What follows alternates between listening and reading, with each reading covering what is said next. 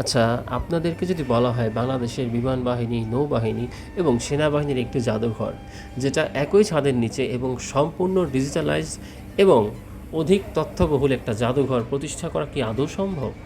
হয়তো অনেকেই বলবেন অসম্ভব।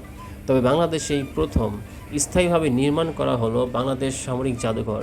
এটা অধিক তথ্যবহুল এবং সম্পূর্ণ প্রযুক্তি নির্ভর একটি জাদুঘর এবং শিক্ষণীয় অনেক বিষয় এখানে ফুটিয়ে তোলা হয়েছে। তো আর দেরি কেন, চলুন শুরু করা যাক। আমি নাজির রহমান শুভ, ওয়েলকাম টু মাই ব্লগস। সবাই কেমন আছেন? আশা করি ভালো আছেন। তো আজকে আমি চলে এসেছি চিজগার বিজয় সরণিতে বাংলাদেশ সামরিক জাদুঘরে। এই জাদুঘরের প্রবেশ মূল্য 100 টাকা জন প্রতি, যেটা আপনি অনলাইনেও টিকিট কাটতে পারবেন, অফলাইনেও এসে টিকিট কাটতে পারবেন। প্রযুক্তি নির্ভর এবং তথ্যবহুল জাদুঘর সামরিক বাহিনীর ইতিহাস, নিদর্শন এবং বিভিন্ন অস্ত্রসহ সংগ্রহ নিয়ে সাজানো হয়েছে এই জাদুঘর। 10 একর জায়গার ওপর 276 কোটি টাকা ব্যয়ে নির্মিত হয় এই জাদুঘর এবং 2022 সালে সবার জন্য উন্মুক্ত করে দেওয়া হয়। অত্যাধুনিক ভার্চুয়াল সিমুলেটরের মাধ্যমে জীবন্ত হয়ে দেখা দেবে সমুদ্রের শ্বাসরুদ্ধকর অভিযান এবং বিভিন্ন কার্যক্রম।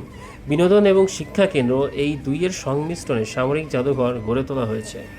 বাংলাদেশে এত সুন্দর এবং উন্নত জাদুঘর প্রতিষ্ঠা করা সম্ভব তা বাংলাদেশের মিলিটারি মিউজিয়াম ঘুরতে না গেলে কখনোই বুঝবেন না। সেই প্রাচীন অটোম্যানদের ব্যবহৃত জল তলোয়ার যুদ্ধ জাহাজ থেকে শুরু করে নবাব সিরাজউদ্দৌলার সাথে ইংরেজদের পলাশির যুদ্ধের ইতিহাস, ভাষা আন্দোলন, মহান মুক্তিযুদ্ধের সকল সংগ্রাম এবং ইতিহাস সব কিছুই ফুটিয়ে তোলা হয়েছে এই জাদুঘরে।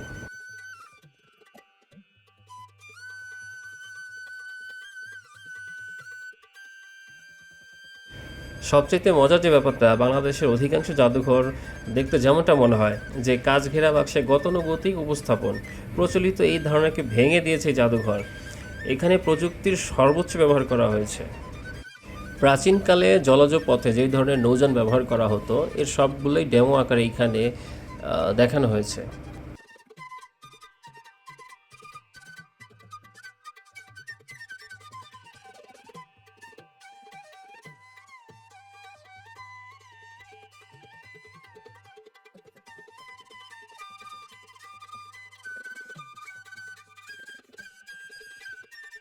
জাদুঘরের নিচতলায় রয়েছে বাংলাদেশ ইতিহাস গ্যালারি। এই হচ্ছে আমাদের অভিন্ন বাংলাদেশের মানচিত্র। এটা হচ্ছে আত্মসমর্পণ দলের ইতিহাস, যুদ্ধের সময় পাকিস্তানি বাহিনী যখন আত্মসমর্পণ করে তার স্মারকলিপি। বাংলাদেশের বিভিন্ন বাহিনীর ইউনিফর্ম এখানে ডামি আকারে সাজানো রয়েছে। এই হচ্ছে সেই রাইফেল 303, যেটাকে আমরা 303 বলে থাকি। এটা আমাদের মহান মুক্তিযুদ্ধের সময় ব্যবহৃত হয়েছিল। এটা হচ্ছে একটা সাবমেরিনের ডামি তৈরি করা হয়েছে এবং লেজারের মাধ্যমে এমনভাবে উপস্থাপন করা হয়েছে, মানে দেখলে মনে হবে যে হ্যাঁ, সাবমেরিনটা চলতেছে। তো চলেন সাবমেরিনের ভেতরে যাওয়া যাক।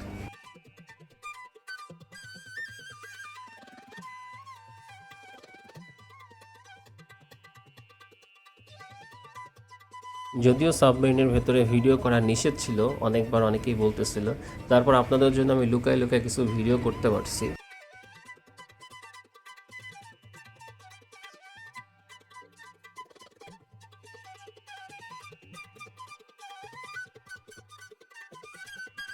এটা হচ্ছে একটা স্পিড বোট, এটা জাহাজের মধ্যে থাকে। এখানে হচ্ছে জাহাজের বিভিন্ন যন্ত্রাংশ, জাহাজে তারা কিভাবে ফায়ার ফাইটিং করে থাকে এগুলোর ইনস্ট্রাকশন দেয়া আছে। আমাদের দেশে নৌবাহিনীর ইউনিফর্ম এগুলা, তো এখানে ডামি আকারে দেখানো হয়েছে। এটা হচ্ছে নৌবাহিনীর সদর দপ্তর, যেটা ঢাকার বনানীতে অবস্থিত। এই জাদুঘরের দ্বিতীয় তলায় আপনি পাবেন সেনাবাহিনী গ্যালারি এবং তৃতীয় তলায় বিমান বাহিনী গ্যালারি এবং চতুর্থ তলায় পাবেন আপনি জাতিসংঘ শান্তিরক্ষা গ্যালারি। আমরা এখন তৃতীয় তলায় বিমান বাহিনী গ্যালারিতে রয়েছি, যেখানে বীরশ্রেষ্ঠ মতিউর রহমানের অবদানের কথা উল্লেখ রয়েছে এবং সকল ধরনের বিমান এখানে ডামি আকারে দেখানো হয়েছে। বাংলাদেশে এ যাবৎ পর্যন্ত যতগুলো বিমান, হেলিকপ্টার ব্যবহার করা হয়েছে সবগুলোর ডিটেলস এখানে পেয়ে যাবেন। বিমানের ইঞ্জিনের বিভিন্ন অংশ খুব সুন্দর করে এখানে উপস্থাপন করা হয়েছে। এটা হচ্ছে বিমান বাহিনী গ্যালারির তৃতীয় তলায় ঠিক বাহির দিকে বিভিন্ন সময় যুদ্ধে ব্যবহৃত জেট বিমান, ট্যাঙ্ক এবং যুদ্ধজাহাজ যেগুলো ব্যবহার করা হয়েছিল ওইগুলো এখন এখানে সুন্দর করে সাজিয়ে রাখা হয়েছে। এটা একটা টিউব টর্পেডো, এটা জাহাজের মধ্যে থাকে, যুদ্ধক্ষেত্রে ব্যবহার হয়। এই ড্রোনটা দিয়ে যুদ্ধক্ষেত্রে ফায়ার করা সম্ভব। বিমান গ্যালারিতে একটা জেট বিমানের ডামি তৈরি করা হয়েছে। আপনারা এখানে আসলে এখানে বসে পাইলটের যে ভিউটা, সেই ভিউটার একটা ফিল পাবেন।